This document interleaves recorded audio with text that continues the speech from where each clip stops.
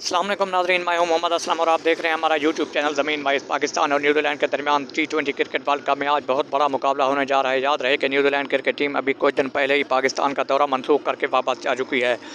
New Zealand और पाकिस्तान के दरमियान क्रिकेट की तारीख में अब एक सबसे बड़ा मुकाबला आज होने जा रहा है। याद रहे कि पाकिस्तान को न्यूजीलैंड पर वाज़ेह बढ़ती हासिल है और अब तक न्यूजीलैंड पाकिस्तान को वर्ल्ड कप में नहीं हरा सका।